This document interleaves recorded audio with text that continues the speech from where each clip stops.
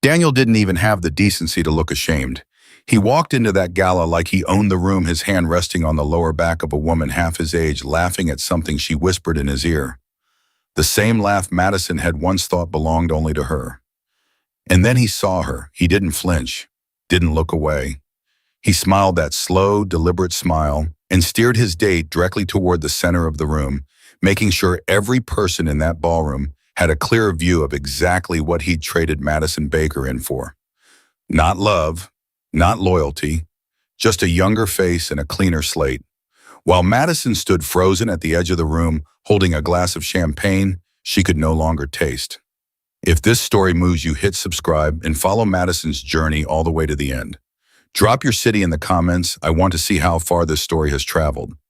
Madison Baker had spent 4 months telling herself she was ready for this. She had practiced in the mirror. She had chosen the dress, a deep emerald, that her best friend Abigail said made her look like someone who had absolutely never cried herself to sleep on a Tuesday night.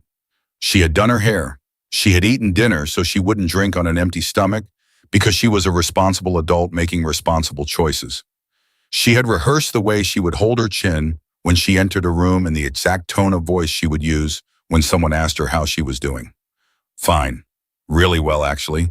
Things are going great. 4 months of rebuilding one brick at a time. And tonight was supposed to be the night she showed the world, or at least the upper tier of Chicago's social and professional class gathered at the Meridian Grand Hotel, that Madison Baker was back.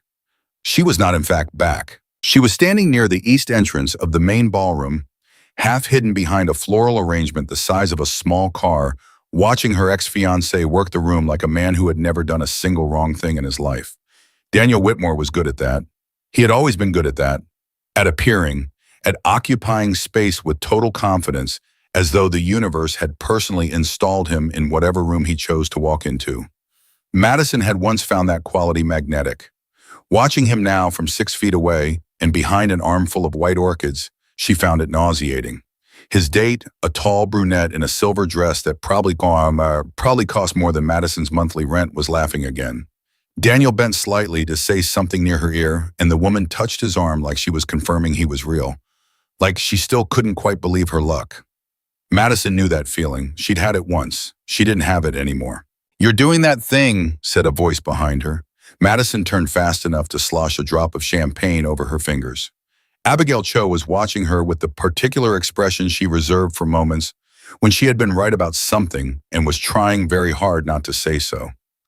"What thing?" Madison said. "The thing where you watch someone who hurt you and convince yourself you're fine while every muscle in your face is screaming that you are not fine." "I'm fine."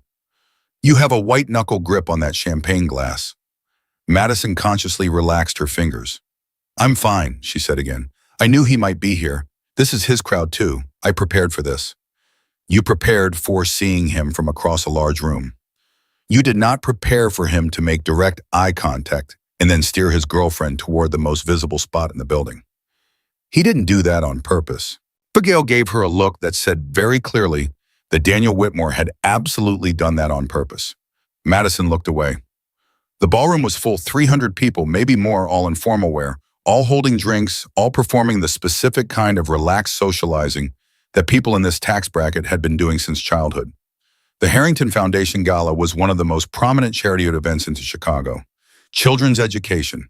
Every major firm in the city had bought a table. Madison was here because her mentor, Paul Garrett, had called in a favor and gotten her a seat at the table reserved for Garrett and Associates, the firm where she had recently taken on a junior contract after 18 months of professional limbo. Tonight was supposed to be about networking, about being seen, about reminding the people who had quietly removed her from their contact lists after the engagement collapsed, after the rumor spread that she'd had some kind of breakdown, after Daniel had told his version of events to anyone who would listen, that she was still here, still working, still someone worth knowing. Instead, she was hiding behind orchids, watching Daniel Whitmore laugh and trying to remember how to breathe normally. "I need a minute," she told Abigail. "Madison, just a minute. I'm going to walk to the other side of the room. I'm going to Onane to get another drink. I'm going to be fine." She paused. "Stop looking at me like that." "Like what?" "Like you're afraid I'm going to leave." "Are you going to leave?" "No." Madison straightened her spine. No, I am not going to let Daniel Whitmore drive me out of a charity gala for children. That would be the single most embarrassing thing I have ever done. She moved away from the orchids before Abigail could say anything else, weaving through clusters of guests toward the far side of the room. She kept her chin level. She kept her expression pleasant. She smiled at a woman she vaguely recognized from a magazine feature on Chicago architects and received a polite smile in return. Good. Progress. She was a professional at a professional event. Everything was fine. Then Daniel laughed again, that same laugh, too loud, aimed at nothing in particular, and Madison felt it go straight through her like a cold wire.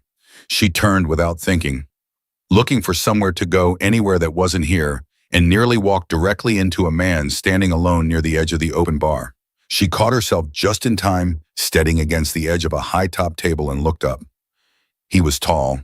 That was the first thing she registered, genuinely tall, not in the way that slightly above average men sometimes carry themselves, but actually tall, with the broad shoulders and a stillness about him that felt almost deliberately counterweight to every other moving, mingling, performing person in the room. He was holding a glass of something amber, not drinking it, just holding it. He was watching the room the way someone watches a river, with detached, patient attention, like he was waiting for something specific to float past.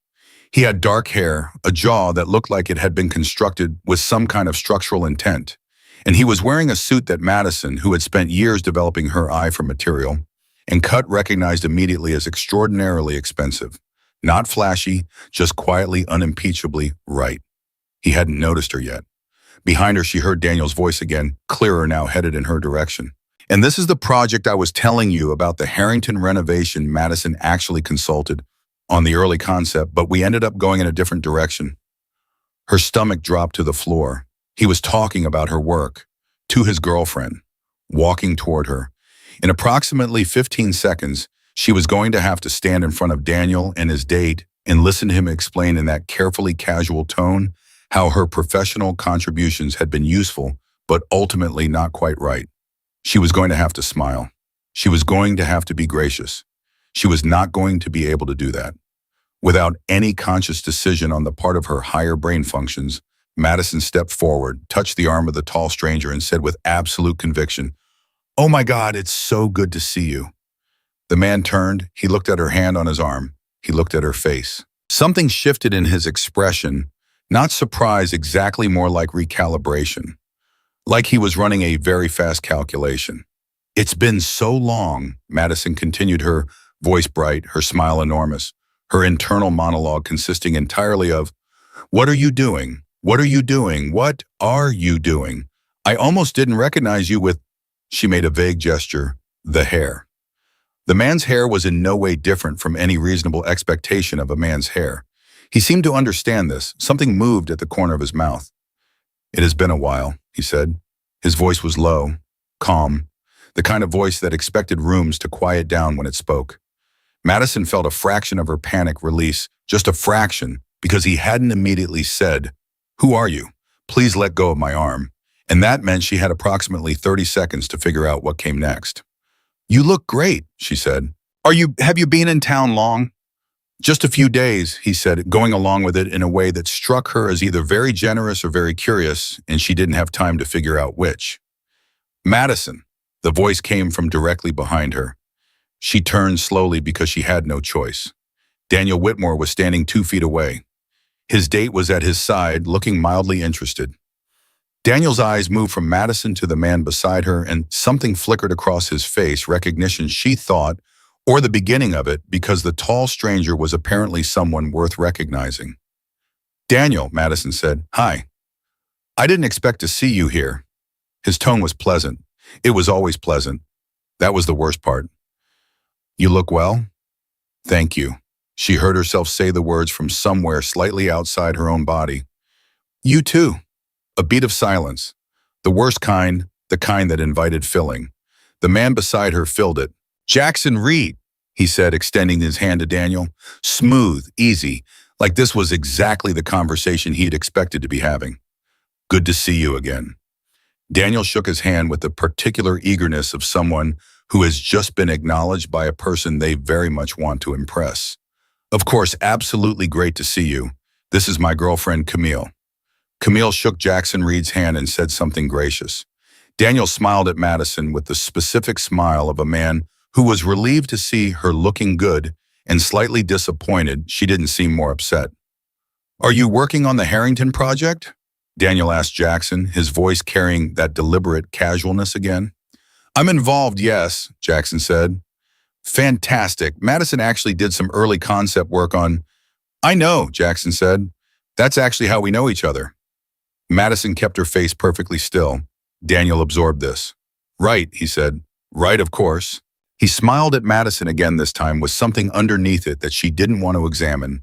And then Camille was touching his elbow, steering him gently towards someone across the room, and they were gone.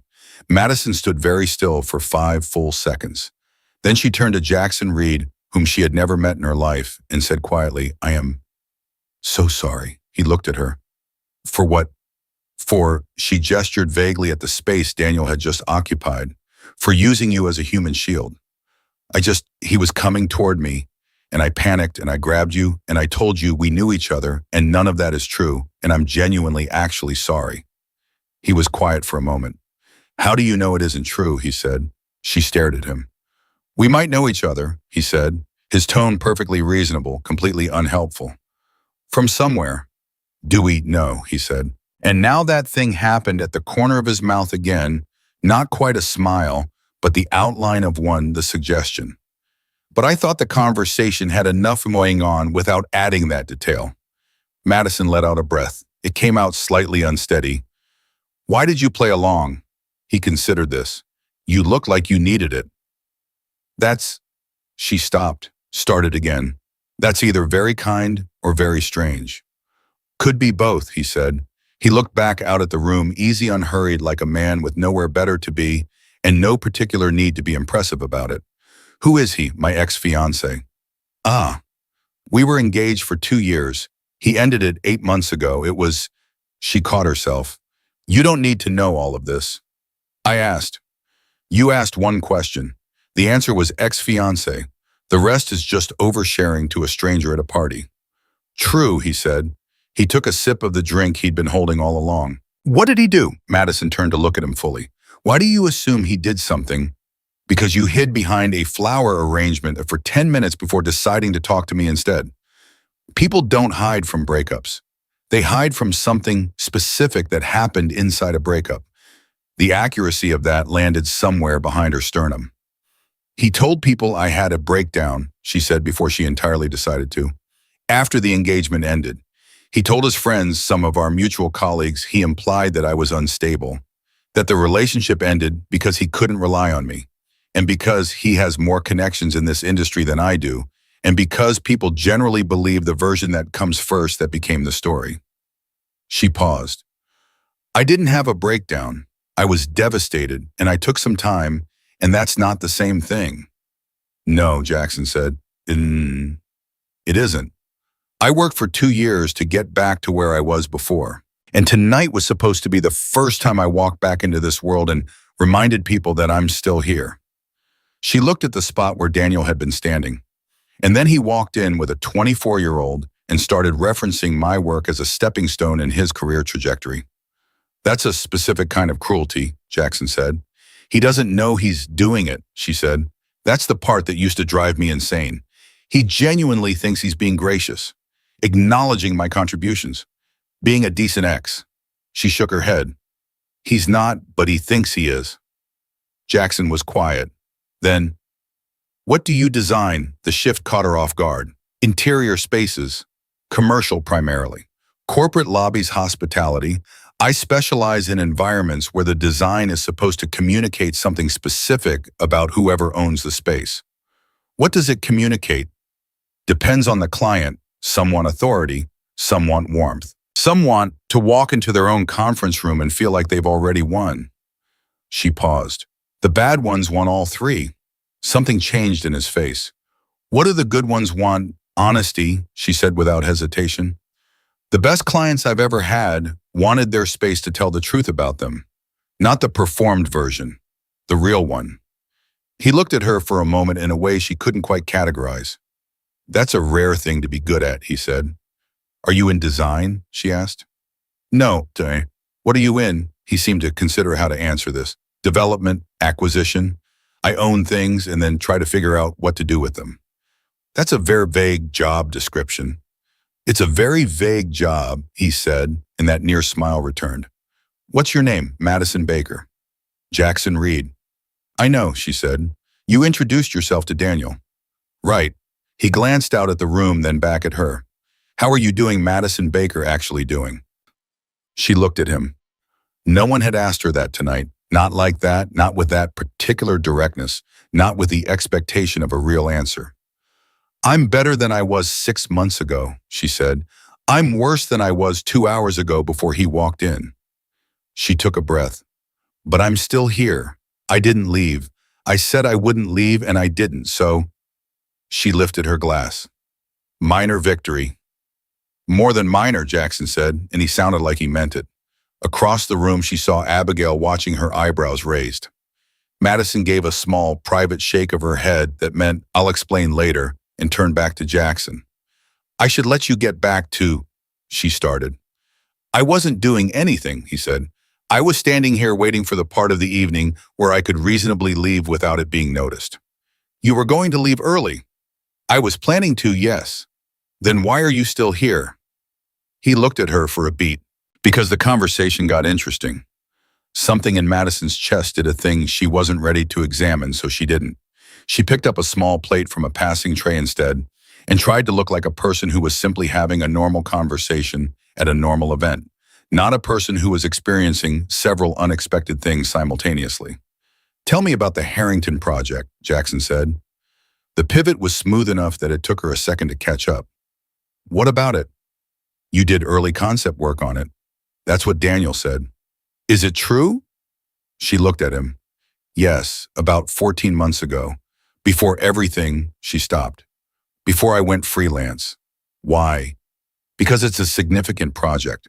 Because the concept that was submitted to the review board was exceptional, and now I'm curious whether that was you or whether that was Daniel taking credit for work he didn't do. The blood drained from Madison's face and then came back all at once. You're on the review board, she said. I own the building, he said. So yes. The silence that followed lasted approximately 4 seconds and contained about 4 years' worth of implications. You're a developer, she said, putting it together. You're not just a developer, you're which development firm?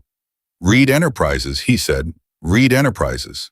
She repeated it slowly, the way you repeat something when your brain is trying to catch your mouth up to information it already has. Your Reed Enterprises owns the Harrington building. That's a $500 million renovation project. The building is worth significantly more than that, but yes. And I've been talking to you for 20 minutes like you're a random person I grabbed at a party. You did grab me at a party, he said. That part was accurate. I told you your hair was different. You did. Your hair is fine. I gathered. Madison pressed her fingers to her forehead. This is a nightmare. I don't think it is, Jackson said. Something in his tone was different now, still calm but less neutral, more deliberate. I think it might be the opposite. She looked at him. He looked back. Across the ballroom, a cluster of guests erupted into laughter at something a man on the small stage had said, and the sound broke the moment apart, and Madison was left standing in the wreckage of it, holding a plate of untouched bruschetta and trying to recalibrate everything she thought she knew about this conversation. I need to find my friend, she said. Of course, I didn't, she stopped. Started again. Thank you for earlier with Daniel. You didn't have to do that. No, he said, I didn't. Why did you… He picked up his glass again. That almost smile. I told you, he said. The conversation got interesting. Madison found Abigail by the silent auction table, and Abigail grabbed her arm before she'd fully arrived. That man, Abigail said, her voice very controlled, is Jackson Reed. I know, Madison said. Jackson Reed of Reed Enterprises, as in the company that owns approximately 1/3 of the Class A office space in downtown Chicago. I know. As in the man that every architect, designer, and developer in this room has been trying to get a meeting with for the past 3 years. Abigail. As in the man that Forbes just listed as the 37th wealthiest person in the state of Illinois. Abigail. Madison gripped her friend's arm. I know, I just found out. Abigail stared at her. When poo, 3 minutes ago. And before that, I thought he was a random person I grabbed to avoid Daniel. The expression that crossed Abigail's face was almost too complicated to name. Madison, she said. I know. You grabbed one of the most powerful men in Chicago and told him you knew each other. I know. And then you talked to him for 20 minutes like he was a normal human being. To be fair, Madison said, he talked back like a normal human being. He played along. I didn't know. What did you talk about? Design, Daniel, the Harrington project. She paused. He owns the Harrington building. Abigail went very still. He owns the Madison. The Harrington renovation is the single biggest commercial design contract in Chicago right now. Every major firm in the city has pitched for it. Yes, Madison said, I'm aware. And you told him, that Daniel took credit for my concept work, yes. She pressed her lips together. Accidentally, it came out. Oh my God. I know. Madison. I know. She looked back across the room. Jackson Reed was speaking to another man, now unhurried, contained, occupying his space with that same deliberate stillness. As though nothing rattled him. As though the world simply adjusted itself to accommodate him, and he had stopped being surprised by this some years ago. He wasn't looking at her. She looked away. What do I do? She said. I genuinely don't know, Abigail said, which was not helpful but was at least honest. The rest of the evening passed in a kind of controlled suspension. Madison circulated, smiled, spoke to the three people she'd come specifically to see, declined Daniel's attempt at a second conversation with the grace she later couldn't fully account for, and stayed off the side of the room where Jackson Reed was standing. She looked over once. He wasn't there. Later, when the crowd had thinned and Abigail was helping her into her coat at the lobby exit, Madison thought about what he'd said, that the conversation had gotten interesting, that he didn't think the evening was a nightmare. The way he'd said it, not like a man performing charm, not like a man making small talk, but like a man saying something true. She didn't know what to do with that. She didn't know what to do with any of it. The night air hit her face when she stepped outside cold and clean, and she stood on the front steps of the Meridian Grand and exhaled. She hadn't left. She'd said she wouldn't leave, and she hadn't. That was the small victory she was taking home tonight. Just that. Just the fact that she had stayed and survived and walked out on her own 2 feet. If something else had happened tonight, some conversation that shouldn't have been interesting, some stranger she shouldn't have grabbed, some name she probably should have recognized, that was a problem for tomorrow. Tonight she had just gotten through today. That was enough. It had to be enough. Her phone buzzed in her clutch as Abigail flagged a cab. Madison pulled it out and glanced at the screen, a new contact request from an unknown number with a short message. It read, "It was good to see you, same as always." She stared at it for a long moment. Then she laughed once softly into the cold Chicago air. She didn't know what was coming next. She didn't know what any of this meant. But for the first time in 4 months, something had surprised her in a direction she hadn't expected, and that she thought was something.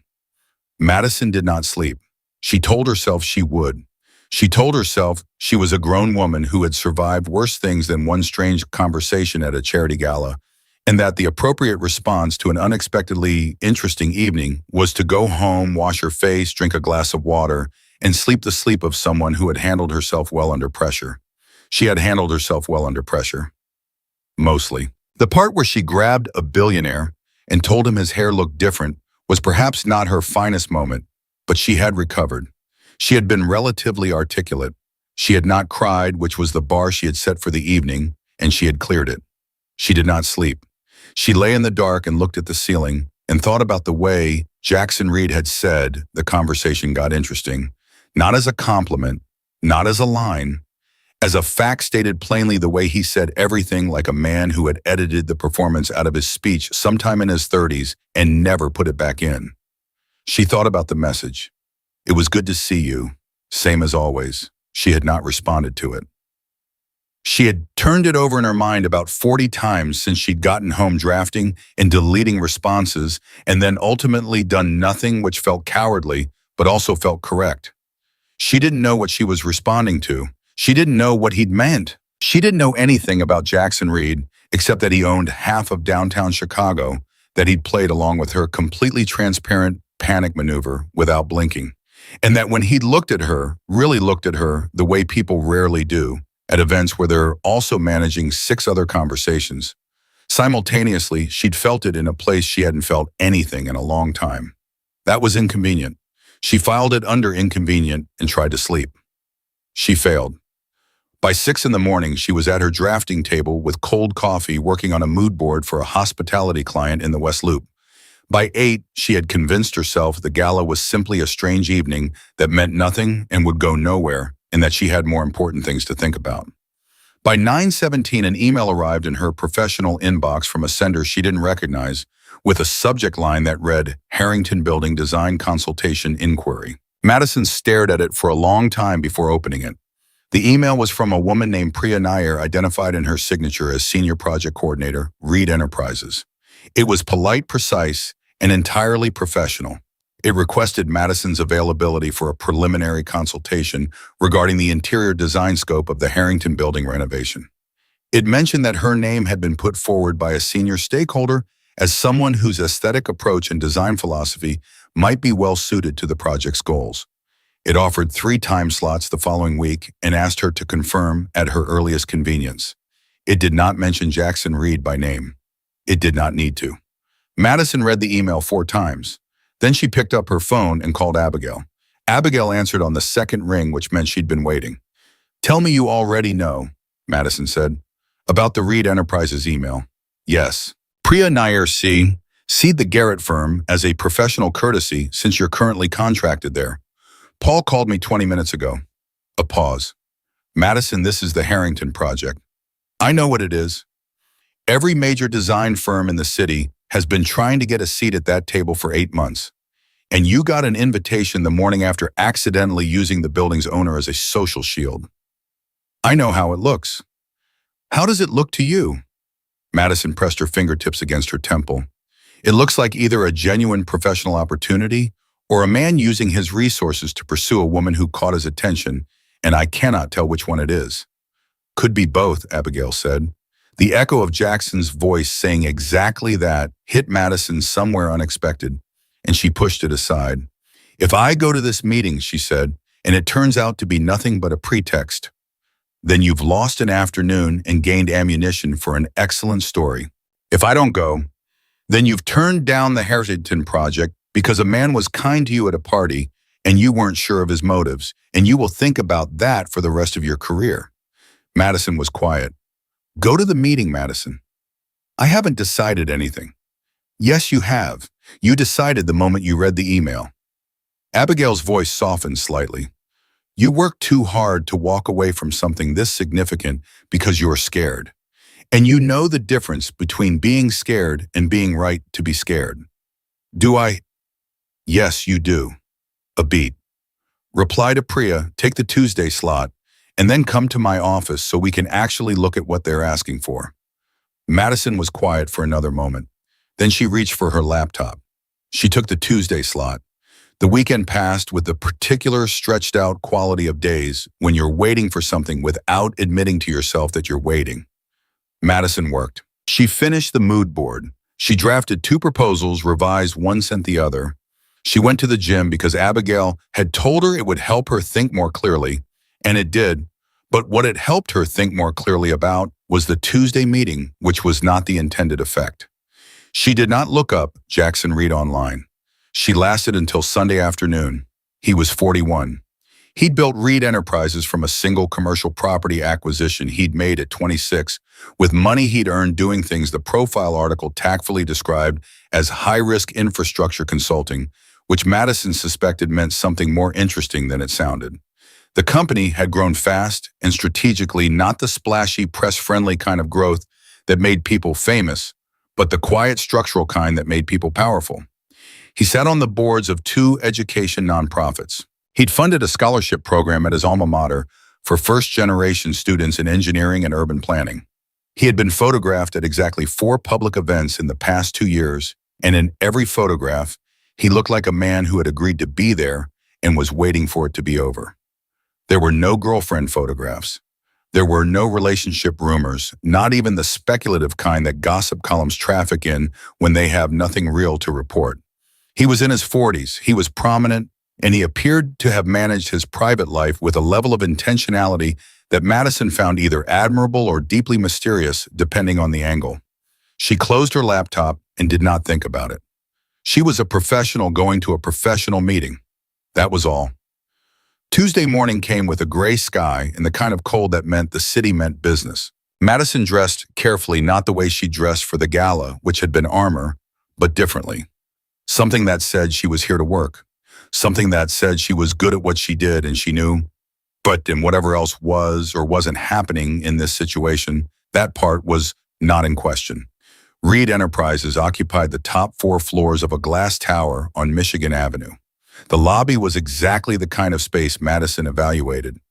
Automatically and involuntarily clean lines, quality materials, the specific restraint of someone who could afford excess and had chosen not to use it.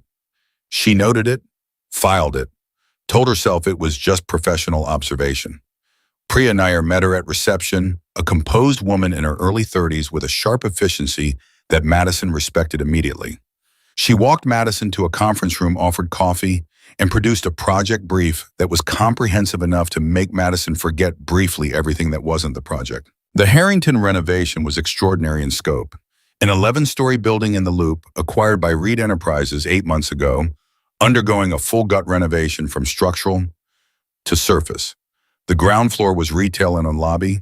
Floors 2 through 7 were open-plan commercial leasable space. 8 through 10 were private suites. The 11th floor was still listed in the brief as undesignated, with a note that its purpose was currently under internal review. The design brief was sophisticated. Whoever had put it together understood what they wanted, not as a trend statement, not as a prestige performance, but as a genuine expression of something. Madison turned a page and stopped. The language in the brief about the lobby concept was almost word for word how she would have described her own approach. Environments that told the truth about the people inside them. Design that communicated character rather than status.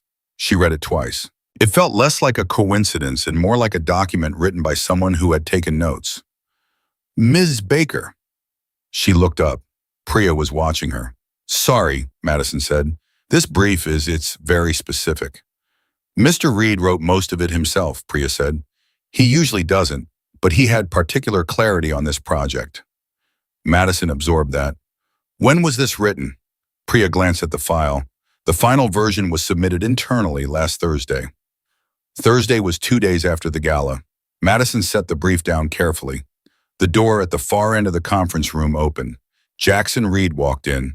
He was wearing a different suit, charcoal, no tie, the kind of controlled casualness that only worked on people who had never needed to prove themselves with their clothes.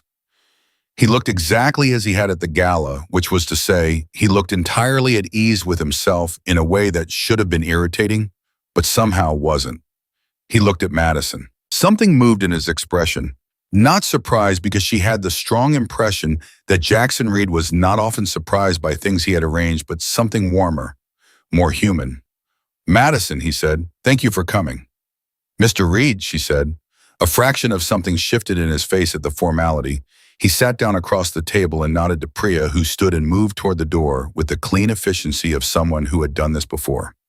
I'll give you the room, Priya said, and then she was gone, and Madison was alone with Jackson Reed and the very precisely written design brief between them. You wrote the brief yourself, Madison said. Yes. After the gala. Yes. The language in the lobby section sounds like something I said at the gala. It does, he said without apology. Because it is. You said something about design communicating the truth rather than performance. I've been trying to articulate what I wanted for this project for 8 months, and you said it in about 40 seconds. Madison looked at him. That's either very impressive or very alarming. I'd go with impressive personally. The meeting was already planned, she said. It wasn't quite a question, so the meeting was already planned, he confirmed. Your name was on a list of designers I wanted to speak with. You were third. Third. You moved up, he said, and that near smile appeared. Significantly. Because I grabbed you at a party. Because of what you said when you thought I was nobody. He folded his hands on the table, steady, deliberate. That's the thing, Madison. I've had a lot of conversations at events like that gala. People say things designed to impress. They perform their competence. They position. You were too busy surviving the evening to do any of that. He paused. What you said about your ex-fiancé, about the design work, about what you want the spaces you build to feel like, that wasn't a pitch. It was just what you thought. That's worth more to me than any prepared presentation. Madison was quiet for a moment. I owe you an apology, she said. You already apologized. I apologize for grabbing you. I didn't apologize for talking about Daniel the way I did. She stopped. That was oversharing. I was rattled and I said things I normally wouldn't say to a stranger, and then I found out you weren't a stranger in the sense I thought, and it's been bothering me since Friday. Don't let it bother you, Jackson said. I asked. You asked because you were being kind. That doesn't mean you wanted a full accounting of my professional grievances. Madison. His voice was level. I asked because I wanted to know. There's a difference between being kind and being interested. He looked at her steadily. I was interested. The word landed quietly and stayed there. Madison picked up the design brief because she needed something to do with her hands. Tell me about the 11th floor. He was quiet for a moment, and she had the sense he was deciding something. It's going to be a residential unit, he said. One, private, not for lease. You're going to live there? Eventually, yes. That's unusual for a commercial renovation. I own the building, he said. I'm allowed to be unusual. What do you want it to feel like? He looked at her. Like something real, not curated, not a showpiece, just a place that tells the truth about who lives there. Madison held his gaze for a moment. That's the hardest kind of space to design, she said. Most people say they want that, but when you actually start asking the questions, what do you love? What do you need? What are you afraid to put on display? Most people pull back. They decide they'd rather have impressive than honest. I won't pull back, he said. You say that now. I mean it. Everyone means it at the beginning of a project. Then I guess you'll find out whether I do. His voice was steady, direct. I'm aware this is a significant contract. I'm aware it may feel complicated given how we met. I want to be transparent with you. I don't mix professional decisions with personal ones, and this meeting isn't a pretext for anything other than what it is. I want the right designer for this building. I believe that's you. He paused. Whatever else may or may not be happening, that part is separate. Madison studied him. You're very direct. It saves time. Most people in your position aren't. Most people in my position don't have to be. They can afford ambiguity. Something crossed his face, brief, controlled, but real. I found ambiguity mostly just costs you later. Madison set the brief down. I need to think about it. Of course, the professional opportunity is clear. The complications are also clear. They are, he agreed. I'd need full creative autonomy on the common spaces. That was already in the brief. I'd need regular access, not just through coordinators, direct communication when decisions need to be made. Also already in the brief. She stopped. You wrote this for me. I wrote it for the right designer, he said. It turned out those were the same thing. Madison stood because she needed to move, needed to do something other than sit across a table from a man who looked at her like she was someone worth the effort. She walked to the window, the city spread out below, gray and enormous and still, and stood with her back to him, thinking.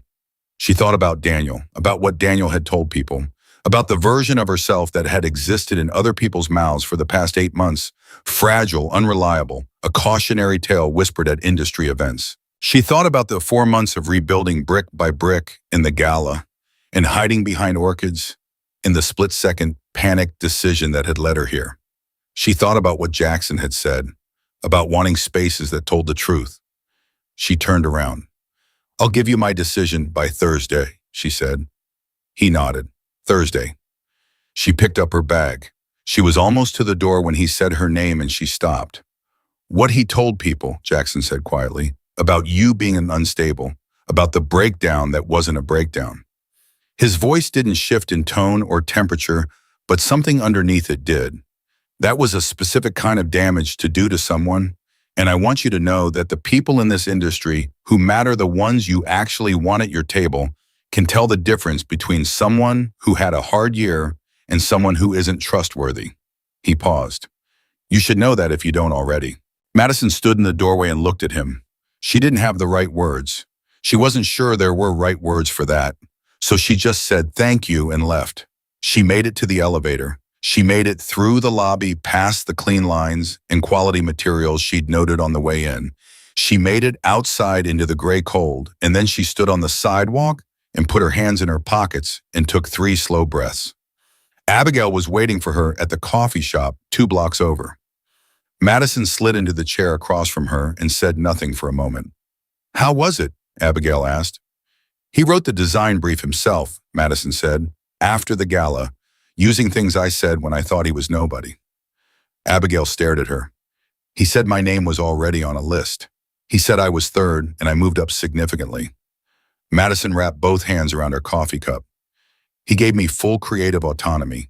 He was direct about the complications. He told me the personal and professional pieces were separate. She paused. And then right as I was leaving, he said something so unexpectedly decent that I had to stand on the sidewalk for 2 minutes before I could walk normally. What did he say? Madison told her. Abigail was quiet for a moment. Then Madison. I know. I know. Are you going to take the contract? Madison looked out the window at the gray street, at the people moving past with their collars up and their heads down at the city going about its enormous, indifferent Tuesday. Yes, she said, because of the project. Because of the project, she said. And then honestly, and because he looked at me like I was someone worth looking at, and I had forgotten what that felt like, and I am not quite sure yet whether to be grateful for that or terrified. Abigail reached across the table and put her hand over Madison's. Maybe both, she said. Madison thought of a voice saying exactly that in a ballroom 4 nights ago. Maybe both. She picked up her coffee and drank it, and the city moved around her, and she sat with the complicated weight of something beginning and tried to figure out whether she was ready for it. She wasn't sure, but she was still here. And for the second time in a week, that felt like enough. Madison sent the confirmation email to Priya Nair on Thursday morning at 7:42, before she could talk herself out of it again. She had talked herself out of it approximately 6 times between Tuesday afternoon and Thursday morning. She had made lists, actual lists, on paper because she was someone who still made lists on paper when her brain refused to behave of reasons to take the contract and reasons to decline it. The professional column was overwhelming. The Harrington project was the kind of opportunity that didn't come twice. The scope was significant. The brief was genuinely exciting in a way that very few briefs were the kind that made her want to sit down immediately and start pulling references and thinking through material palettes and spatial narratives. That part was clean and clear. The other column was harder to articulate. It wasn't that she thought Jackson had bad intentions. She didn't think that. But good intentions and complicated situations weren't mutually exclusive, and Madison had spent 8 months rebuilding something fragile, and she was acutely aware of how quickly fragile things broke. She sent the email anyway, and then she sat at her drafting table and pulled the brief toward her and started working because work was the thing she knew how to do. And doing the thing you knew how to do was its own kind of answer to doubt. She threw herself into it the way she used to before the year everything fell apart. She pulled references she hadn't touched in months. She called 2 material suppliers she'd had to stop using when her freelance budget wouldn't stretch far enough. She drove past the Harrington building twice on Thursday afternoon, not going in, just looking at it from the outside, reading the building the way she read all buildings, asking it what it wanted to be. Old bones under new possibility. Something solid and serious that had been waiting to be told the truth about itself. By Friday, she had a preliminary concept map that she genuinely loved, which was a feeling she hadn't had about her work in longer than she wanted to admit. On Friday afternoon, her phone rang. Not a text, not an email, a call. She almost didn't answer it. Unknown number, Chicago area code. She picked up. I hear you sent the contract confirmation this morning. Jackson's voice, unhurried as always. You hear, she said. You run the company. Priya tells me things. I don't read every email myself. That's either very efficient or a very convenient way to pretend you weren't waiting to hear. A beat. How's the concept work going? You called me on a Friday afternoon to ask about my concept work. I called because I wanted to know if you had questions about the project. And because, another beat shorter this time, I wanted to make sure the decision still felt right. Madison sat back in her chair. Why would it not feel right? Because you took 3 days to confirm it. And because I told you things in that meeting that I would normally keep to myself, and I didn't want you to feel any kind of pressure from that. She was quiet for a moment. I took 3 days because I'm careful, she said. Not because I was pressured. I've been pressured before. This wasn't that. Okay, he said. Steady, simple, just okay. The concept work is going well, she added. Better than well. I drove past the building yesterday. I know, he said. Security flagged a car that slowed down twice in front of the property. Madison stared at the ceiling. You had me flagged by security. The building has active security monitoring during renovation. It flags everything. A pause that she was fairly certain contained amusement. You drive a gray Volvo. Please tell me you did not run my plates. Priya ran your plates. That is not a reassuring distinction. She was confirming it was actually you and not a competing firm doing recon. His voice was entirely too composed for how unreasonable this conversation was. It was a reasonable precaution. It was absolutely not a reasonable precaution. You're right, he said, and she heard the smile in it, now quiet and real. I was being slightly irrational. Slightly. It's a significant project. You wanted to know if I was taking it seriously? Madison said. He didn't answer immediately. Yes, he said finally. I'm taking it seriously, she said. I take every project seriously. But this one, she looked at the concept map spread across her table. This one I'm taking personally. Another beat of quiet, but different this time. Warmer. I'd like to meet at the building, he said. If you are ready for a walkthrough, I want to see what you see when you're inside it. When? Monday, if that works, 9 o'clock. Monday, she said, 9 o'clock. She hung up and sat for a moment with the phone in her hand, not quite smiling and not quite not smiling, and then she picked up her pencil and went back to work. She didn't sleep particularly well Sunday night either, which was becoming a pattern she declined to examine too closely. She arrived at the Harrington building at 8:55 because she was someone who arrived early when things mattered, and she had stopped pretending this didn't matter. The renovation crew was working the lower floors, not intrusive but present, the sounds of a building being taken apart and rebuilt from the inside. Madison liked construction sites. She always had. There was something honest about a building, mid-transformation, its bones exposed, nothing performed or finished yet. Jackson was already there. He was standing in what would become the lobby, looking up at the double-height ceiling hands in the pockets of his jacket. He turned when he heard her, and for a fraction of a second before either of them said anything, Madison had the strange, clear sensation of looking at someone she already knew. Not from the gala, not from the meeting, from something earlier than that, some version of knowing that didn't have a rational explanation, and she put it away immediately because she was here to work. You're early, she said. I'm always early, he said. It's a problem. I'm also early. Then we have something in common. He looked at her in that direct, unhurried way. What do you see? She looked up at the ceiling. Height that's being wasted. The lobby is communicating intimidation right now, all that vertical space with nothing grounding it. It makes people feel small instead of arriving. She moved toward the center. The entry sequence needs to reorient. Right now you come in and you look up. We want you to come in and look forward. Feel welcomed into something not dwarfed by it. He was quiet listening, not the kind of quiet that was just waiting for its turn to speak, actual listening. The materials are going to be important, she continued. The brief talked about honesty, so we don't want surfaces that are trying to be something they're not. Concrete that looks like marble metal that's pretending to be wood. That's the kind of choice that reads immediately as insecurity. We want things that are exactly what they are. She stopped herself. Sorry, I'm skipping steps. Don't, he said. Keep going. She looked at him.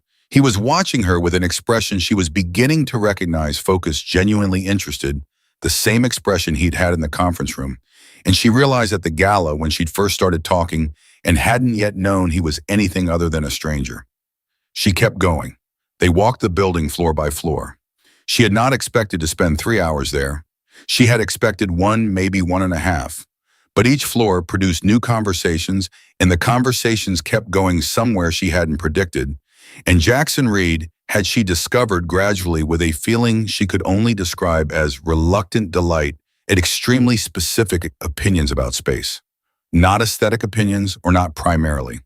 He thought about how people moved, how environments affected decision-making, what it felt like to work in a place that respected you versus a place that simply processed you. He had been watching buildings his whole life the way Madison had, just from the opposite side. They ended up on the 11th floor, unfinished, raw, nothing decided yet, just space and light and possibility. "Tell me something true about yourself," Madison said. She hadn't planned to say it, but they'd been trading observations about space and honesty for 3 hours, and it felt suddenly like the only logical next question. He turned to look at her. "I've been in this building 40, maybe 50 times since I acquired it," he said. "I always come to this floor last. Every time I walk in here, I think the same thing, that this is the first space I've ever owned that I might actually let be mine. Not a statement, not an investment." He looked around. "Just a place to be a person." Madison was quiet. "I've been very good at acquiring things," he said. "I've been significantly less good at inhabiting them." "What does that mean?"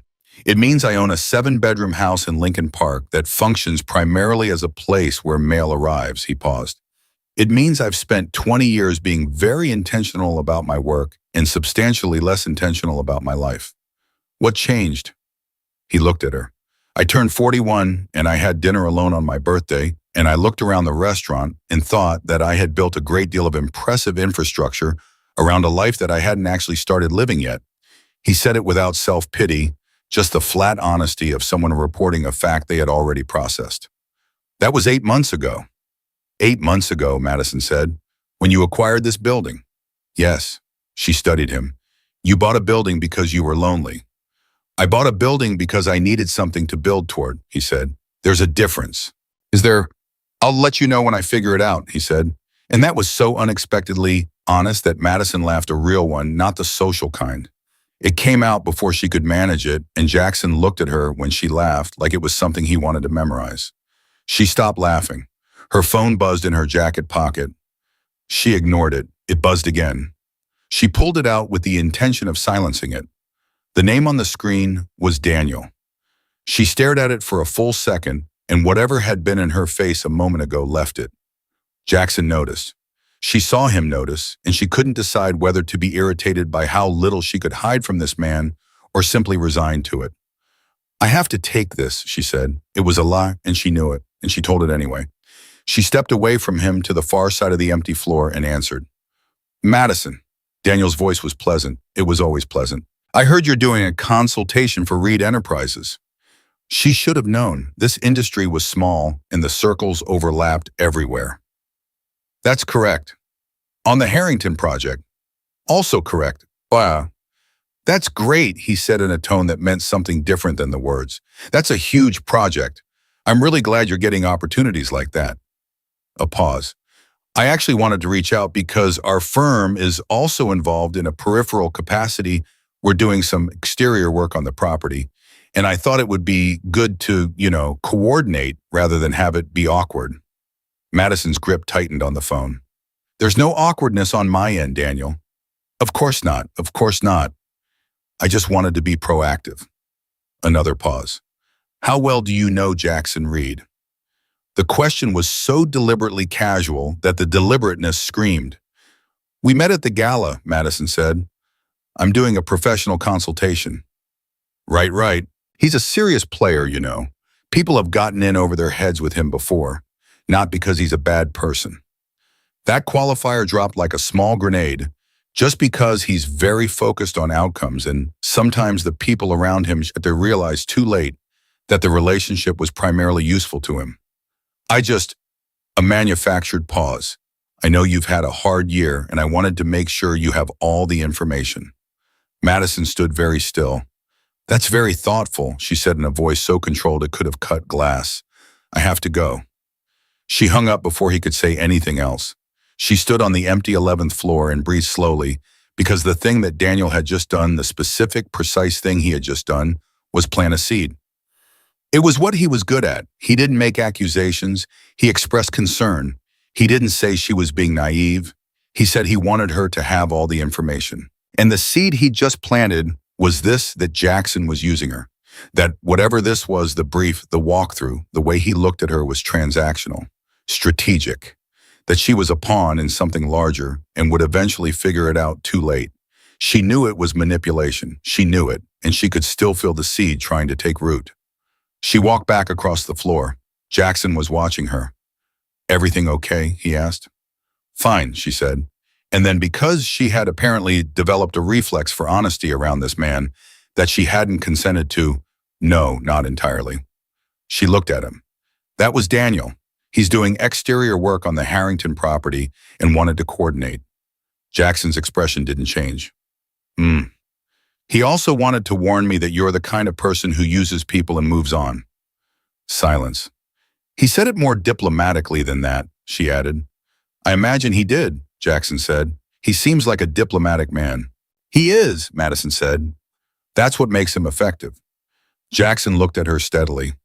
"What do you think?" "I think I know what manipulation looks like," she said. "I've had a year of very close study." She paused. "And I think the fact that I'm standing here telling you about a phone call I should have no reason to tell you about means that something about the way you've behaved since Friday has made me genuinely trust you.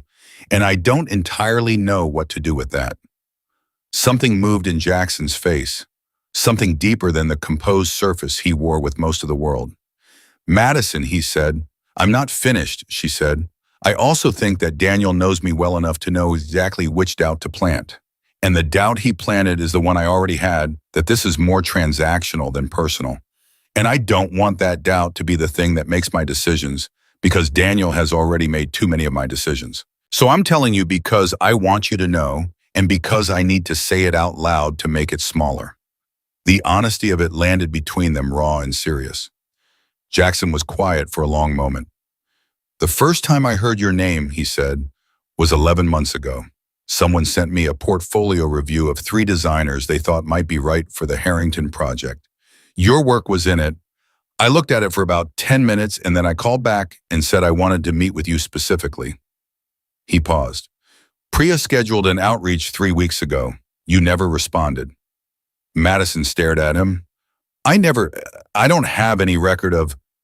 "It went to a general inquiry inbox at your old firm," he said. "I found out later that you'd left.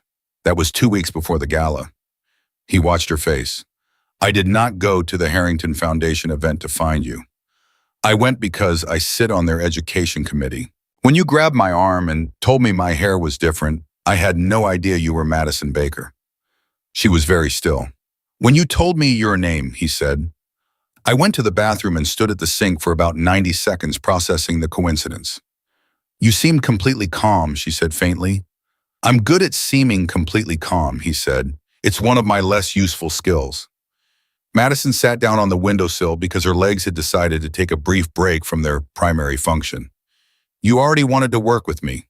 "Yes." "And then I showed up and used you as cover for my ex-fiancé?" "Yes." "And you went along with it?" "Yes." "Why would," she said. "I mean, you knew who I was at that point. You could have—" "Because you needed it," he said, "and because—" He stopped. Something shifted in his expression, something that broke through the composure like light through a crack. "Because you were standing there completely terrified, holding a champagne glass like it was the only stable thing in the room, and when you looked at me, you weren't looking at Jackson Reed of Reed Enterprises. You were just looking at a person. And that hasn't happened to me in a very long time." The 11th floor was quiet. Outside, the city moved. Madison looked at him and felt something she had been very carefully not feeling for 2 weeks rearrange itself somewhere in her chest with the particular inevitability of something that had been waiting for permission. "I'm scared," she said, "of this, of whatever this is." "I know," he said. "I'm not—" She stopped, started again. "I'm not the same person I was before. Before Daniel, before the year I had. I'm close to her, but she's not fully back yet." "That's okay," he said. "You don't know that." No, he agreed, but I'd like to find out.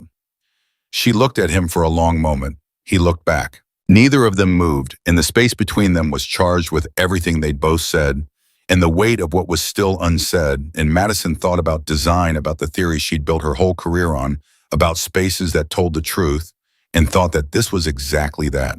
This moment, this man. Uncomfortable and honest and more real than anything she'd stood inside in a long time. Dinner, she said. Not a meeting, not a consultation. Just dinner. Something in Jackson's face shifted, subtle but unmistakable. Like something held carefully for a long time had been set down. Thursday, he said. Thursday, she said. She left the building 20 minutes later with her notes and her concept sketches and the feeling of someone who had just committed to something that couldn't be uncommitted to. The cold air outside hit her the same way it had hit her the night of the gala, clean, sharp, clarifying. Her phone buzzed. A text from Abigail. How was the walk through Madison? Typed back 3 words. Tell you Thursday. And then she put her phone away and walked to her car, and the city was loud and enormous around her, and she was in the middle of something she hadn't planned for, and she was, despite everything, not afraid. She was awake in the way she had almost forgotten she knew how to be. The kind of awake that meant something was beginning. The kind she'd stopped believing in. She wasn't sure yet if that was safe. She wasn't sure it mattered. Some things were bigger than safe. Some things you stepped toward because the alternative, staying still, staying small, letting Daniel's voice be the loudest one in your head, was worse than the risk. She got in her car. She went home and kept working. The concept was coming together in a way that felt true, and somewhere in the city, on the 11th floor of a building that was still figuring out what it wanted to be, the first real piece of something had been set down, not a statement, not a performance, just a beginning. Thursday arrived the way significant days sometimes do, ordinary on the surface, heavier underneath. Madison spent the afternoon working and then told herself to stop working at 4 o'clock so she could think clearly about the evening, and then worked until 5:30 anyway, because thinking clearly turned out to be harder than working. She changed twice, not because the first outfit was wrong, but because the second one felt more honest, and she was apparently in a phase of her life where honesty was the standard she was holding everything to, including her wardrobe. Jackson had chosen a restaurant on the near north side, not flashy, not the kind of place designed to impress, with its difficulty to get into, but quiet and serious and very good. The kind of place a person chose when they wanted the food and the conversation to be the point. Madison noted this the way she noted everything lately, filing it as information. He was already there when she arrived. He stood when he saw her come in, and there was something in that small gesture, old-fashioned, unstudied, completely genuine, that hit her somewhere she wasn't expecting. "You're early again," she said. "I told you, it's a problem." "I'm also early." "Then we're consistent," he said, and that near smile. She was beginning to understand it as the outermost expression of something much warmer underneath. They sat. The conversation opened the way their conversations always seemed to not, with small talk but with something real, something that skipped 3 layers of social scaffolding and landed directly in the territory where actual things happen. She told him about the concept presentation she was preparing for the Harrington Common Spaces. He asked questions that revealed he had thought deeply about the project, not in the way of a man checking boxes, but in the way of someone who had been carrying the building in his mind for a long time and was finally able to talk about it with someone who understood the language. "The lobby transition needs to feel like an exhale," she said. "Not a declaration. Most corporate lobbies are trying to make a statement. What we want is something that makes a person feel like they've arrived somewhere that was expecting them." "Expecting them," he repeated. "How do you build that proportion? Material temperature. The way light is directed, not the light itself, but where it leads your attention." She traced the concept on the tablecloth with her fingertip without thinking about it. You guide people toward warmth rather than grandeur, and you leave space that isn't trying to be anything.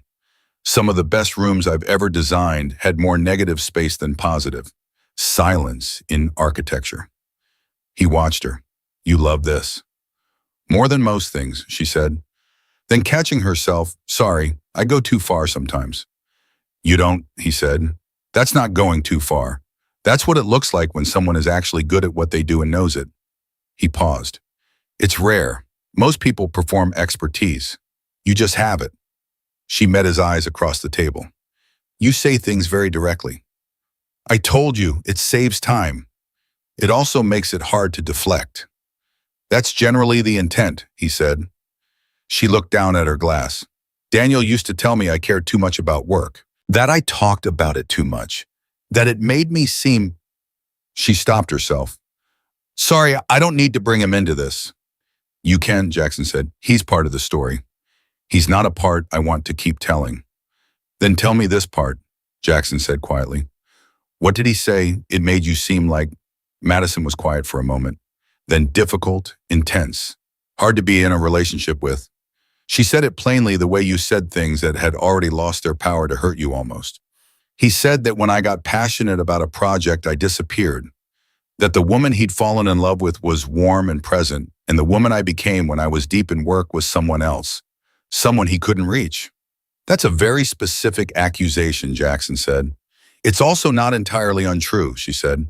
I do disappear into work. I always have. But there's a difference between a partner who understands that about you and makes room for it and one who names it as a flaw while standing in the middle of your best work and taking credit for it. She paused. Daniel wanted me to be good enough to elevate his career. He didn't want me to be good enough to have my own. Jackson said nothing. He just let that sit. The worst part, she said, is that he didn't know he was doing what. I genuinely believe that. Which means there was no villain to confront, no confession to demand. Just a slow leak of confidence over 2 years, and then an ending that felt like the ground just stopped being there. Jackson reached across the table and placed his hand over hers. Not a romantic gesture, or not only that, something sturdier. The gesture of a person who understood what it cost to say something true. It takes more courage to rebuild than to start fresh, he said. Most people don't do it. They reroute. They pick something smaller and safer the second time. You went back into the room. The gala, she said with a short laugh. Every day after 2. He didn't move his hand. That matters. Madison turned her hand over under his, not quite holding, she's present, acknowledging. They stayed at the restaurant longer than either of them had planned. The conversation moved the way conversations moved when you were with someone who thought at a similar speed and in a similar direction. Fast in some stretches, suddenly still in others, doubling back on itself and occasionally to examine something more closely. He told her about the scholarship program, the one she'd read about online and hadn't mentioned yet. She asked him about it. First-generation students, engineering and urban planning, he said. I was first generation. I had one professor who made time for me when the institution itself wasn't particularly interested in whether I stayed or left. I've thought about that a lot over the years, he paused. The infrastructure of opportunity matters. Most people don't see it until they're on the wrong side of it. Were you, she asked, on the wrong side of it? For a while, he said. Yes, I grew up in Bridgeport. My mother worked 2 jobs and my father wasn't a consistent presence. Everything I built because someone handed me a single thread and I refused to let go of it. He was quiet for a moment. That's why the Harrington Project feels different. It's not just a building, I know that sounds inflated. It doesn't, she said. It sounds like someone who knows exactly why they're building something, which is the only kind of client worth working for. He looked at her. Is that what I am, your client? The question landed softly but with weight. Thursday night version of you might not be, she said carefully. And the Monday version, Monday I'm completely professional, she said. Thursday she paused. Thursday I'm sitting here telling you about Daniel and you're telling me about Bridgeport and I don't entirely know what the rules are. There don't have to be rules, he said. There usually have to be something, she said. Some clarity. I'm not good with ambiguity right now. I spent a year in it, and I came out the other side with a strong preference for things that are what they are. He nodded. Then here's what this is. I like you. Not because of the project, not because of what happened at the gala, not because of any professional calculation. I like the way you think. I like the way you talk about the things you love. I like that you told me about Daniel's phone call on the 11th floor instead of keeping it to yourself because you're too proud. I like that you grabbed a stranger at a party because you were scared and then apologized for it immediately. He paused. I like who you are when no one's watching, which is the version I got first, so it's the only version I know. And I'd like to know more of it. Madison was very still. That's very clear, she said. You said you preferred clarity. I did say that, she exhaled slowly. Okay, he said. She got home at 11. She sat on her couch in her coat for a full 3 minutes before taking it off, just sitting in the dark with the particular buzzing quality of an evening that had moved something. She felt like she was standing at the beginning of a hallway she hadn't walked before. It was dark, and she could only see a few feet ahead, and behind her was everything familiar and small and safe. But the air coming from the hallway was different, alive with something, and she had spent too long standing still. She took her coat off. She went to sleep. She slept through the night for the first time in weeks. The next 2 weeks moved differently than the two before them. They met at the Harrington building every Tuesday and Thursday for working sessions, and they met for dinner on occasional Fridays. And the two categories remain genuinely separate in the way that things are separate when both people are actively choosing to honor the separation. At work, Madison was precise and decisive and focused in a way that made Priya visibly relax within the first session. At dinner, they were just two people learning each other, which turned out to be an occupation that demanded more attention than Madison had available to give to being guarded about it. Jackson was not an easy man in the way that some people were easy breezy, uncomplicated, requiring little. He was quiet more often than he spoke. When he had an opinion, it was direct, and it was usually right, which was occasionally annoying. He had a stillness that Madison had initially read as reserve and was gradually understanding as something else, a person who had spent so much time being needed by so many things that stillness was the only place he fully belonged to himself. And when he gave her his attention, which he did without reservation and without performance, she felt the weight of it as a gift. She was falling for him. She knew it the way you knew things that arrive quietly rather than announcing themselves. No dramatic realization. Just Tuesday morning, walking into the Harrington building, seeing him already there with 2 cups of coffee from the cart on the corner, and thinking, oh, there it is. There it has been for a while. She told Abigail on a Saturday morning over coffee. You're in it, Abigail said, not unkindly. I'm in it, Madison confirmed. How does it feel? Terrifying, Madison said, and real, which might be the same thing. Have you told him? We don't. She stopped. We haven't said it like that, but it's there. He knows. I think he's been waiting. Waiting for what? For me to catch up, she said. He doesn't push. She shook her head. He leaves the door open and waits to see if I'll walk through.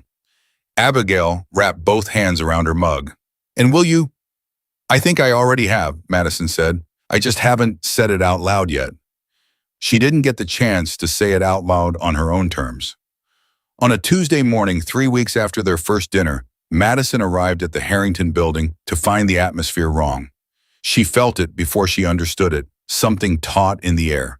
The crew working with their heads down, Priya meeting her at the elevator with an expression that was professionally neutral in the way that professional neutrality was trained over something else. What happened? Madison said. There's a situation, Priya said. Mr. Reed is upstairs. He wanted to speak with you before the session. Madison's stomach tightened. What kind of situation? Priya hesitated. There's a story running in a business column this morning. About the Harrington project. Another pause. About you and Mr. Reed. Madison went still. What kind of story? The kind that implies the reason you received the design contract was personal rather than professional. Priya's voice was even but careful. It's vague enough to avoid legal issues, specific enough to do damage. She looked at Madison steadily. The sourcing is anonymous. But some of the details are things only one person would know, Madison finished. Priya didn't answer. She didn't have to. Daniel. The elevator opened on the 11th floor. Jackson was standing at the window phone in hand. He turned when she walked in. His expression was controlled, that familiar composure, but underneath it, something tight. You've seen it, she said. Priya sent it to me an hour ago. What does it say exactly? He handed her his phone. She read it once quickly and then slower. It was a business column, this kind that called itself Analysis, while trafficking in implication. It noted the Harrington design contract, noted Madison's name, noted with deliberate casualness the gala where they had apparently met and appeared very comfortable with each other, noted that sources close to the project had expressed surprise that a designer of Madison's recent professional history had been selected over more established firms. It did not say she had slept her way into the contract. It didn't have to. It created the architecture for that conclusion and left the reader to walk into it themselves. She handed the phone back. Her hands were steady. She was proud of that. He did this, she said. Jackson didn't pretend not to know who she meant. The details about the gala, the way we were described together, came from someone who was there and was watching closely. He told me he was peripherally involved in the exterior work, she said. He's been in this building. He's seen us together in professional sessions. She paused. He knew just enough. Madison, I'm not spiraling, she said quickly, firmly, more to herself than to him. I know what this is. I know what he does. He takes a small, true thing and builds a false shape around it. She looked at Jackson directly. Are you worried about the professional impact? Not the way you mean, he said. My concern is you. What this does to what you've built. What it does to me, she said, is what he's always been trying to do, reduce me, make me smaller than my work. She felt something solidify inside her, something that had been in the process of solidifying for weeks. I'm not going to be smaller than my work, Jackson. He watched her. What do you want to do? I want to give you an answer now, she said, before this gets any noisier, before anyone else's voice is in the room. She took a breath. I want to tell you that I'm in this, not because of the project, not because you've been kind to me, though you have been, not because I needed someone to stand next to me at a party when I was scared. She stopped. I'm in this because you are the most honest person I've encountered in years, and you made room for me to be honest too, and when I am around you, I am not performing anything. And I have been performing for so long that I forgot what it felt like to stop. Something cracked open in Jackson's composure. Not dramatically, just it gave way. His whole face gave way, and what was underneath was not the measured, contained person the rest of the world dealt with. It was something far less armored and far more real. Madison, he said. I'm not finished, she said, even though she was shaking slightly now, just slightly, and they both knew it. I'm also terrified. I want you to know that too. Not of you, of this, of wanting something this much again. Of what happens if... He crossed the floor. He put both his hands on her face, cupped her jaw, tilted her head up gently, and looked at her in a way that was so direct and so unguarded that she lost the rest of the sentence entirely. I know, he said. I'm terrified too. You don't look terrified, she said. I told you. His thumbs traced the line of her jaw. I'm very good at seeming calm. She laughed once broken and soft, and he pulled her in and held her properly, held her the kind of held that wasn't romantic as much as it was fundamental. A person saying to another person, I have you. You're here. This is solid ground. Madison put her hands against his chest and felt the steadiness of him and let herself be held because she had been holding herself up alone for a very long time, and this felt like something she hadn't known she was waiting for. They stood there for a long moment on the unfinished 11th floor, with the city outside and the building becoming itself around them. The column, she said eventually against his shoulder, will respond through the firm, he said, professionally and specifically. Priya has already drafted something. The project speaks for itself, and we let it speak. Daniel will push harder if he thinks it's working. Let him, Jackson said, and there was something in his voice that was quiet and absolute, not anger, but certainty. He can spend the next year making noise. You're going to spend it building something remarkable. That's the only competition that matters. She pulled back slightly to look at him. He was watching her with that expression, the one that said she was someone worth looking at, worth waiting for, worth every complicated thing between the gala and right now. I have a presentation to give to your architecture committee in 2 weeks, she said. You do, he agreed. I need to be excellent. You will be, he said with a simplicity that allowed no argument. You can't know that. I've watched you work for 3 weeks, he said. I know. She stepped back, picked up her bag, rolled her sleeves, looked at the building around her raw and mid-process and full of what it was becoming. Then let's get to work, she said. And they did. But something had shifted irreversibly the way things shifted when the truth was finally spoken out loud in a room that had been waiting for it. The air was different. They were different, not louder, not more theatrical, just settled into something that no longer needed to be named or negotiated. It was simply there, between them, steady and real, and not going anywhere. Outside, Daniel's column circulated through the morning news cycle. Inside the Harrington building, Madison Baker opened her concept sketches and started talking, and Jackson Reed listened the way he always listened, completely unhurriedly, like there was nowhere in the world he would rather be. And in that, there was an answer to every small, cruel thing that had ever tried to tell her she was too much or not enough, or the wrong version of herself. She was exactly the right version. She had always been. The presentation was in 2 weeks. Madison treated those 2 weeks like a second chance at something she hadn't known she was still fighting for. She worked with the focus she hadn't accessed in years, not the desperate prove something focus of the months after Daniel, which had been more about survival than creation, but something cleaner. Something that came from the inside rather than in response to what was outside. She came into the Harrington building every morning with new drawings, new material, references, new spatial logic worked out in the margins of her notebooks at midnight. She presented her thinking to Jackson in working sessions, and he pushed back when it needed pushing, asked questions that forced her to articulate why she was making each choice rather than just what it looked like, and she found herself grateful for that precision in a way she hadn't expected. Most clients wanted to see results. Jackson wanted to understand the process.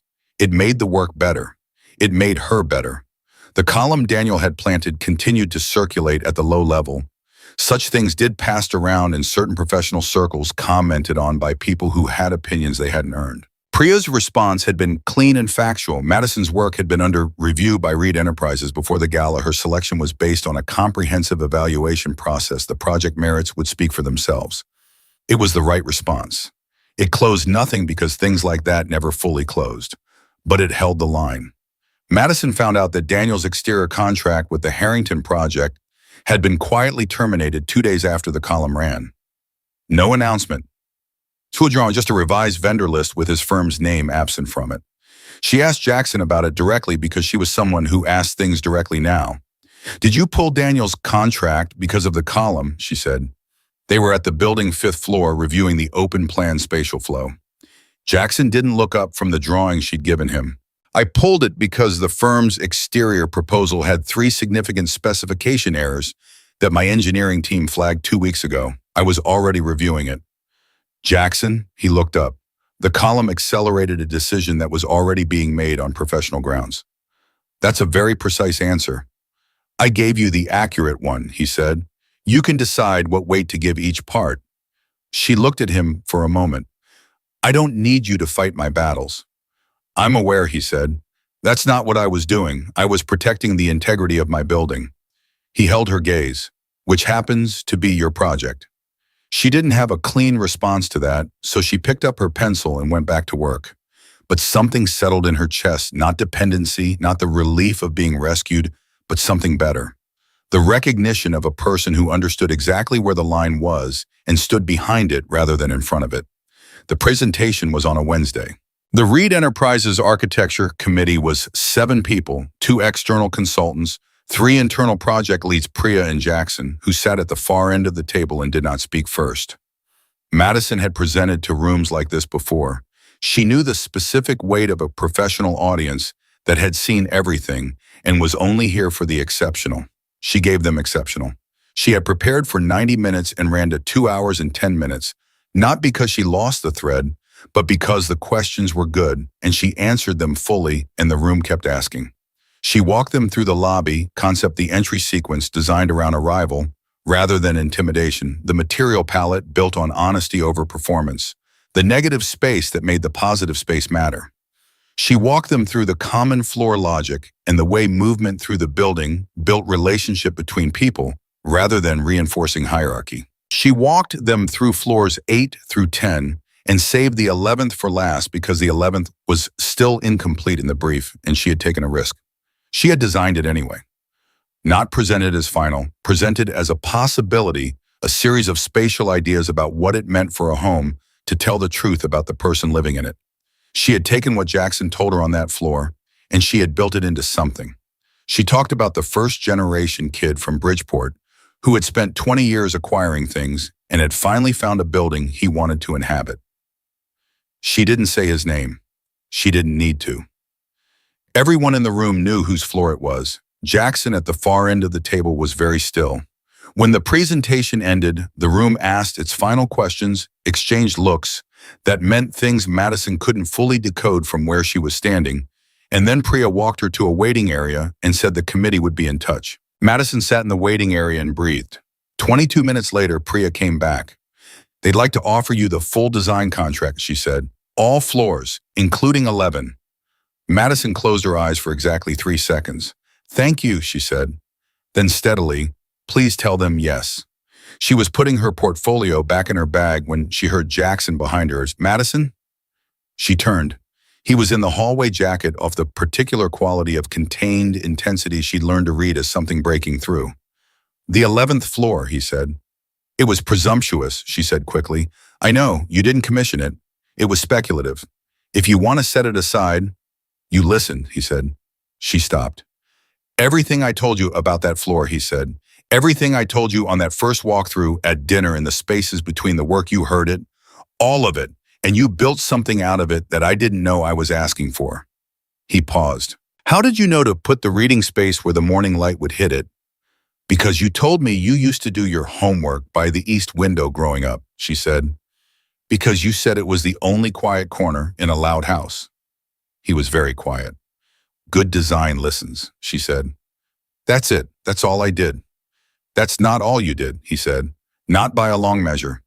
She looked at him standing there in that hallway, and she thought about the gala, about the woman who had grabbed a stranger's arm in a moment of panicked desperation and delivered the most accidentally consequential introduction of her life. She thought about how much distance she had covered since that night. Not just professionally, not just the contract and the building and the committee room, the distance inside. The journey from the woman hiding behind orchids to the woman who had just stood in front of 7 serious, professional people and told them the truth about what she'd built and made them believe in it. "I got the contract," she said. "You got the contract," he confirmed. "All floors. All floors." She exhaled long, slow, the kind of exhale that carries months with it. Then her phone rang. She didn't recognize the number, but the call logged as a Chicago business prefix. She answered it on instinct. "Ms. Baker." A man's voice, measured, professional, with an edge she couldn't immediately place. "My name is Gerald Foss. I'm a senior partner at Whitmore and Foss Design Group." Madison's hand tightened on the phone. "Whitmore, Daniel's firm." "I'm calling because I've been following the Harrington project," the man continued, "and I want to be direct with you. Some of our associates made certain statements recently that were unprofessional and that do not reflect the values of this firm. I'm calling to disavow them and to express our firm's interest in a professional dialogue going forward." Madison said nothing for a moment. "Mr. Foss," she said, "I appreciate the call. I'd suggest any future communication go through my professional representation." "Of course, around," he said. "Congratulations on the contract." She hung up. She stood in the hallway with the phone in her hand and the specific silenced feeling of a thing that had been making noise for a long time, suddenly going quiet. "Daniel's firm," she told Jackson. "I know who Gerald Foss is," Jackson said. He called to disavow the column. "Because the contract announcement will be public tomorrow and no one wants to be on the wrong side of a project this visible." He paused. "How do you feel?" She considered. "Like I won something I should never have had to fight for." "That's the most accurate feeling there is," he said. "It doesn't feel triumphant," she said. "It feels," she stopped, "tired and clear, like when a headache finally stops and you can remember what your head felt like before it started." "That's what justice usually feels like," Jackson said. "Not victory, just relief." She looked at him. "I need to call Abigail." "Go," he said. She called Abigail from the elevator. Abigail said approximately 14 things at once, most of them very loud, and Madison stood in the elevator lobby laughing in a way she hadn't laughed in an extremely long time, openly unguarded from somewhere uncomplicated. By the time she got outside, she was crying slightly, which was fine. She was allowed. She had more than earned it. She had dinner with Abigail that evening, and they talked for 3 hours and ordered dessert twice, and at 10 o'clock, Abigail looked at her across the table and said, "Tell me the truth. How are you right now in this moment?" Madison thought about it. Happy, she said. Actually and genuinely happy. Not managing, not rebuilding. She paused. Happy. Miguel smiled. Good, it's about time. She was home by 11. She changed, washed her face, sat on her bed with her portfolio open in her lap, old habit reviewing the day's work before sleeping, and her phone lit up with a message from Jackson. It read, "Dinner Sunday." She typed back, "Yes, what time?" He replied immediately, "7, I'll cook." She stared at the screen. "You cook?" He replied occasionally, "when I want to get something right." She smiled at her phone in the dark of her bedroom, which was not something she had done in a year, and felt entirely different from the last time she'd done it, lighter, cleaner, unburdened by the constant low-frequency anxiety of loving someone who was always just slightly out of reach. She typed 7. She closed her portfolio and slept. Sunday came. Jackson's kitchen in the Lincoln Park house, that he had described as primarily a place where mail arrived, was warmer than she'd expected. He had been there clearly. She could feel the difference between a space being inhabited and a space being occupied, and someone had recently started inhabiting this one. She noted a book left open on the counter, a running jacket over a chair, small evidence of a person becoming more present in their own life. He made pasta from scratch, which she hadn't expected, and did it with the same focused efficiency he brought to everything. No performance, no commentary, just work done well by someone who knew what they were doing. She sat at the kitchen counter and talked to him while he cooked, and it felt so easy and so right that it was almost alarming. "When did you learn to cook?" she asked. "Necessity," he said. "I lived alone in a one-bedroom in Pilsen for 4 years after college. Restaurants were an expense I couldn't regularly afford, so I learned." He glanced up. "It turns out it's similar to building things. You start with the structure and let the rest follow. You compare everything to construction. I think in systems," he said, "it's a limitation." "I think it's actually not," she said. He handed her a glass of wine without being asked because he'd noticed she'd finished the first one, and that small attentiveness, the ongoing unannounced attentiveness that had been present since the night of the gala, hit her somewhere deep and quiet. They ate, they talked. The conversation ranged through things large and small the way it did when you were with someone you could say anything to. The Harrington Project, a story from his early development days that involved a structural miscalculation and 3 weeks of genuine panic. A question she asked about his mother and the long, honest answer he gave about what it had cost her to raise him and what he owed her for it. She told him about her parents, her father's deep skepticism when she'd gone to design school instead of medicine, the way he'd come around slowly and then completely, and now bragged about her work to people who hadn't asked. Jackson listened in the way he always listened. She never felt like she was competing for his attention. After dinner, they moved to the living room, and somewhere in the middle of a conversation about nothing specific about a film they'd both seen years ago and had different opinions about the city in winter, about what they each needed from a Saturday morning, Madison realized that she had not thought about Daniel once today. Not once. Not as a ghost at the edge of the room, not as the voice in her head that second-guessed, her, not as the story that preceded her into every professional space. He was simply absent. For the first time in 8 months, he had not taken up any of the space in her day. She went quiet for a moment, and Jackson noticed. "Where did you go?" he said. "I was just thinking," she said, "that today was the first day in a very long time that I've been completely here. Not half here and half somewhere in the past." She looked at him. "You do that. Being with you does that. You take up enough of the present that there's no room for anything else." He was quiet. "I mean that as a compliment," she said. "I know," he said. He stopped. Something moved in his face. "No one has ever said something like that to me." "Like what?" "That I made them feel more present." He looked down for a moment, then back up. "Most of my life, people have told me I'm too much in my head, too remote, too inside the work.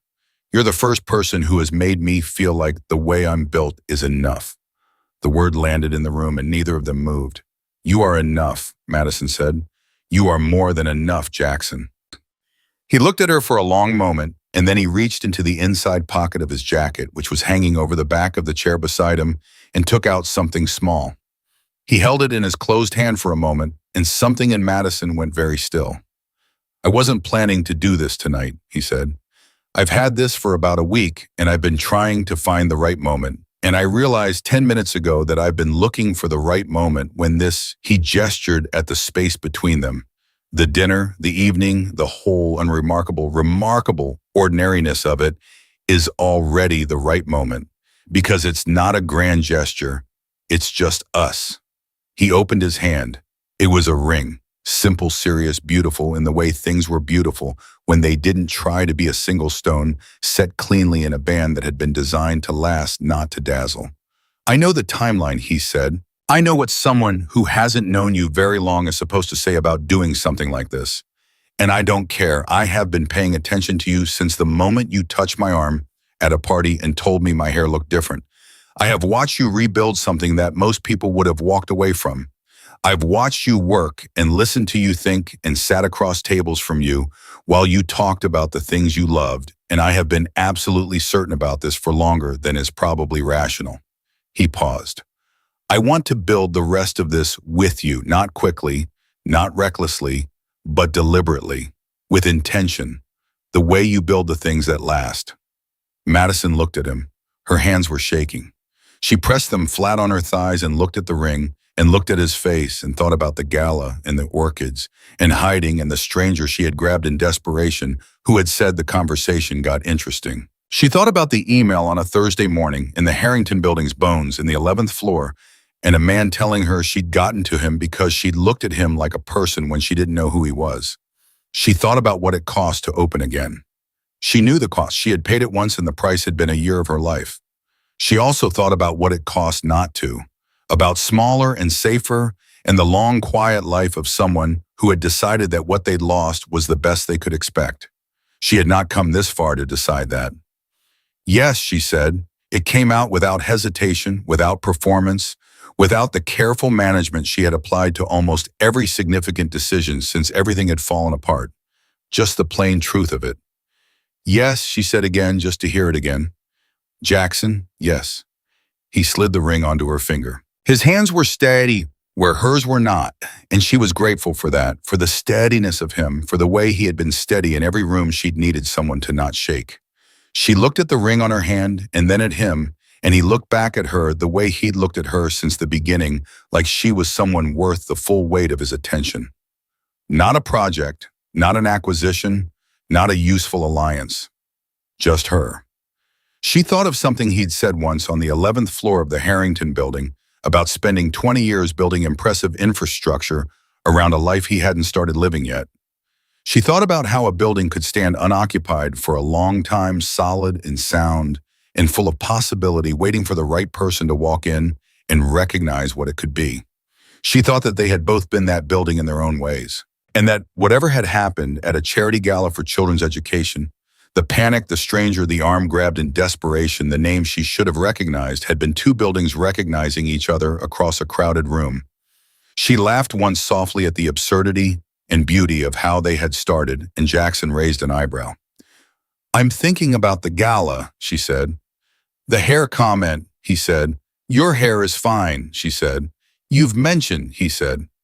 She shook her head, laughing again, and he pulled her toward him, and she went without hesitation, tucking herself against him on that couch in that house in Lincoln Park, in the home he had been slowly learning to inhabit.